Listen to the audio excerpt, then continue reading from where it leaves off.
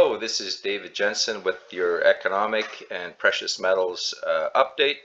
The date is October 4, 2022, and the title of our discussion is Did Jerome Powell Trigger a Terminal Run on the Silver Market? Let's get started. Okay, first of all, if you like this presentation, please do give it a thumbs up. I publish information on Substack, at the Jensen David Substack, on Gab. My handle is David Jensen with no space.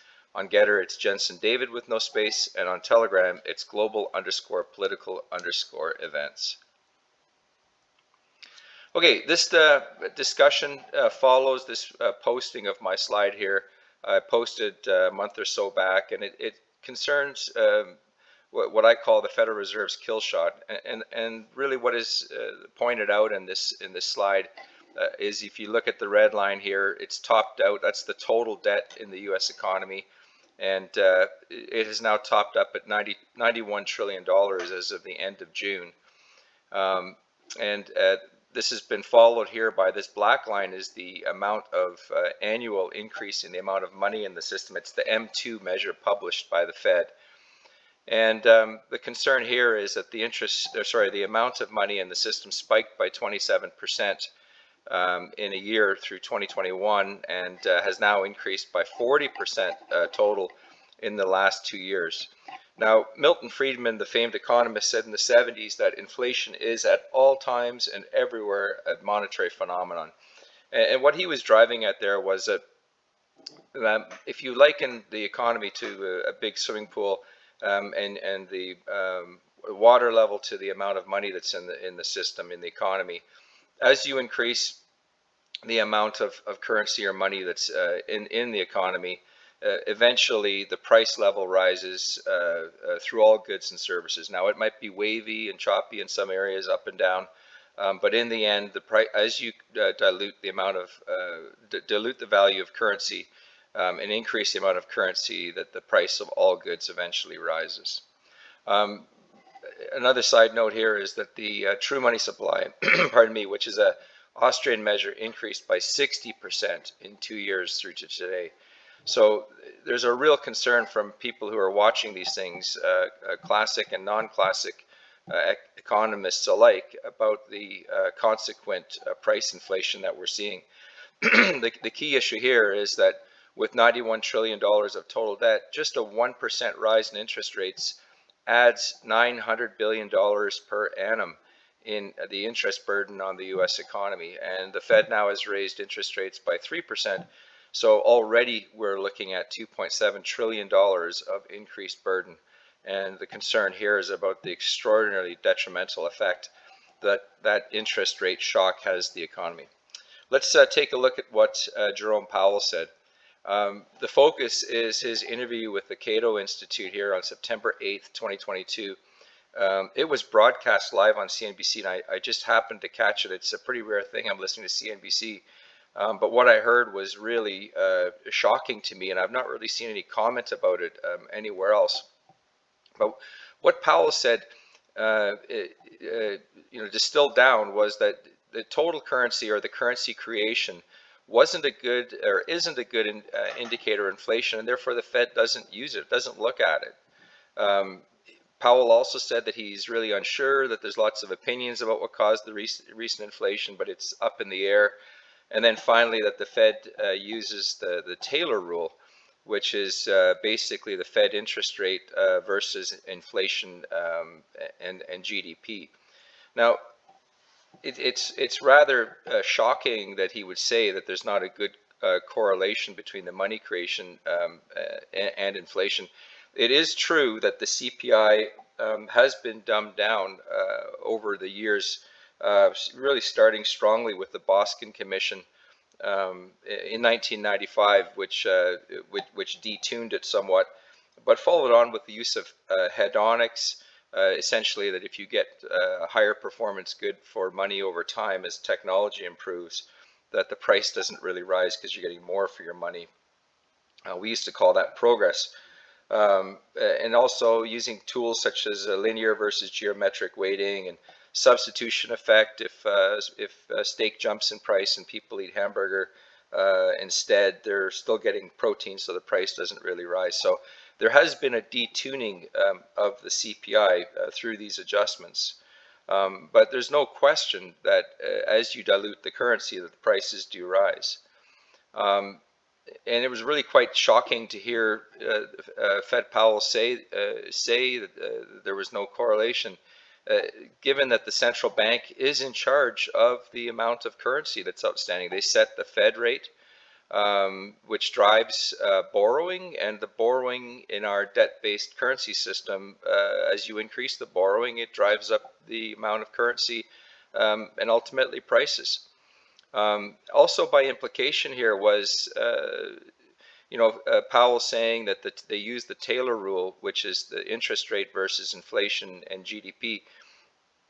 What he's leaving out here, he's saying that they would, implying that they would respond to these things as they see them on the Fed rate basis. But he leaves out the whole issue of running up the money supply, juicing asset bubbles, housing bubbles, stock bubbles, all kinds of speculative bubbles. Cryptocurrencies and NFTs and all these things that have just gone crazy as the Fed has added trillions and trillions to the economy. So there's very, very great concern here on myself, and I think that we'll see here in the following slides that there are other indications of concern out there. So how did the silver market respond in particular? Now, this is a slide here showing the price of silver versus the price of gold, and the gold price is exhibited to the power of 2.5. So what we can see here is that basically from March through to Jerome Powell's speech here, by the way, or interview is on September 8th. And we see this one-for-one tight correlation between gold and silver price when the gold price is set to the power of 2.5, and then a breakage here.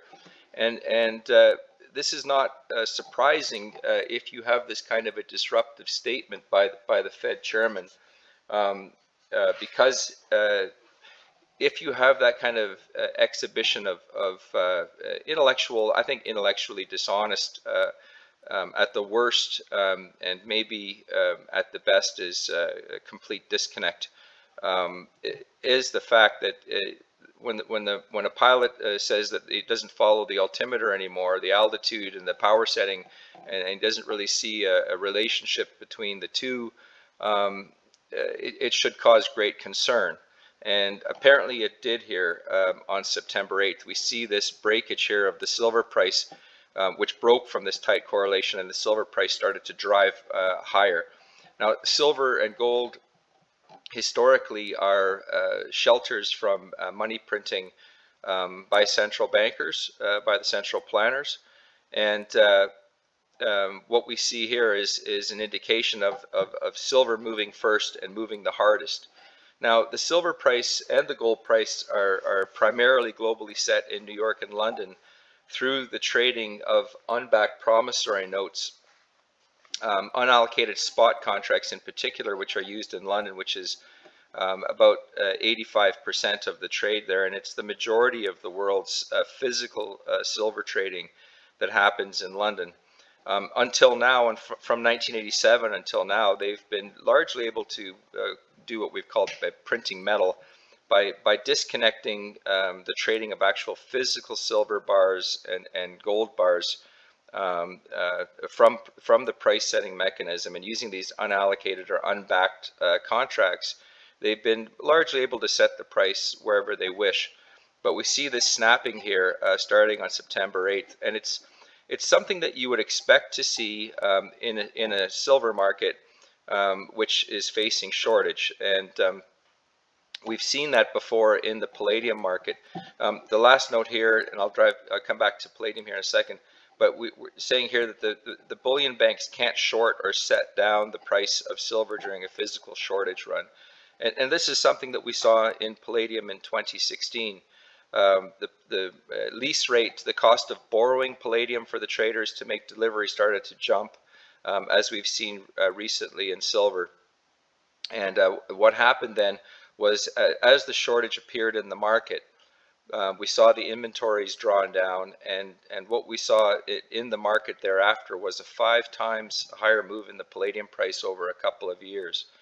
And the reason that you see that is that when there's a demand for actual physical bars, you can't use the digital paper trading mechanism to control the price, because what's wanted is not more digits or more certificates. What's wanted is bars. So if the bullion banks who have an interest in containing the price of silver for their bank owners, and gold as well, because they're indicators of inflation and limit loose money.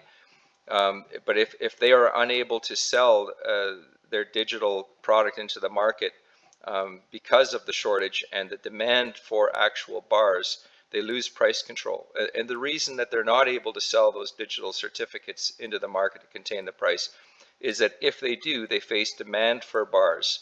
And with the bar shortage, if you have a demand for a bar, you've sold a contract into the market, you face the problem of default. And so this is what caused the bullion banks and the speculators to have to back out of driving down the price in 2016, and saw really the precipitous rise of palladium thereafter. And my argument is that we're going to see the same price action in silver and then in gold. Now, the central banks hold a lot of gold and have been able to contain the price for decades.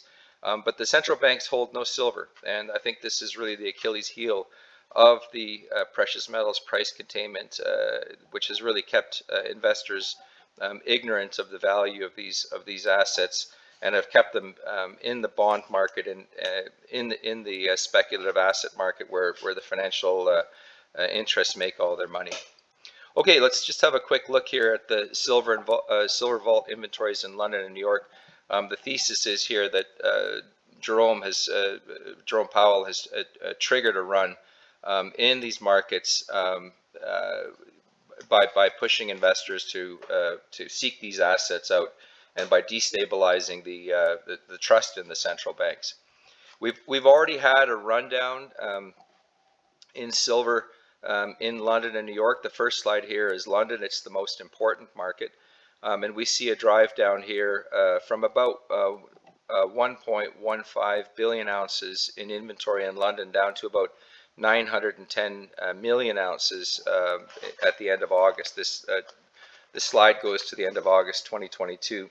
And keep in mind here that Ronan Manley points out that that the vault stock in London is 64% held by exchange traded funds. So legally, that product is not available into the market, which leaves only roughly 300 million ounces of remainder to total up to that 910 million ounces.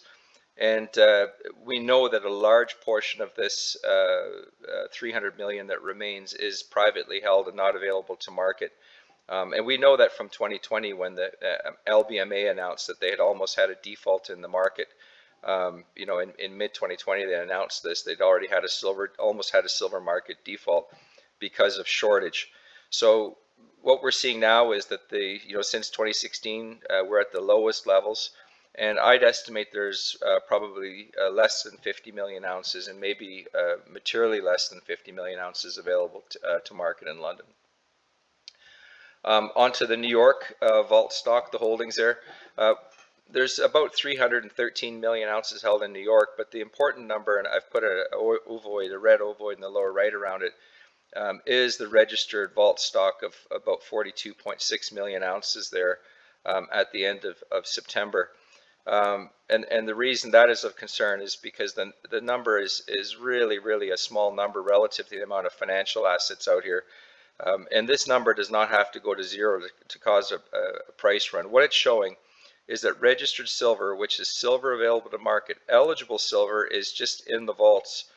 It's largely privately held and not available to the market. And what we're seeing here is the registered stock, which is what the traders use to settle their trades, is dropping from 150 million ounces in March 21 down to 42 million ounces now.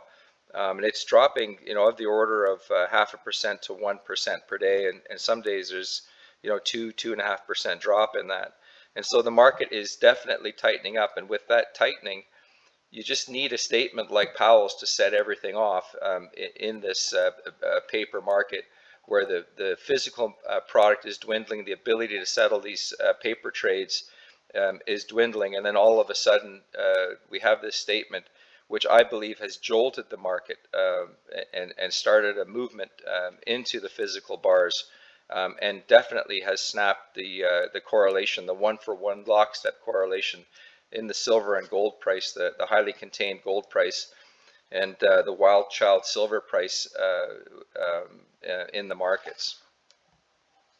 So in summary, we're seeing here the price action confirms this criticality of this low silver vault inventory, and I believe that we're heading towards this palladium type situation where it doesn't matter how much paper you have to sell into the market, the shortage is in bars.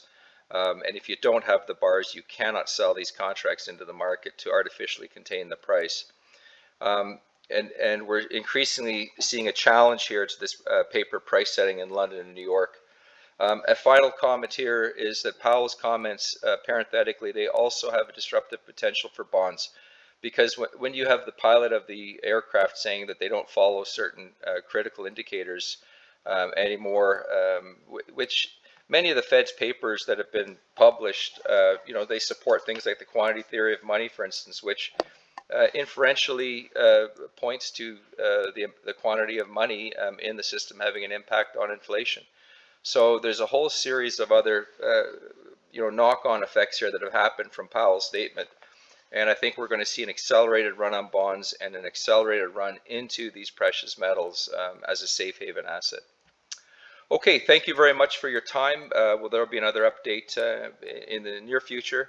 And once again, here are my coordinates for following the work which is published. Thank you very much for your time. The link to the interview with Jerome Powell will be in the show notes below at the video link. Thanks very much.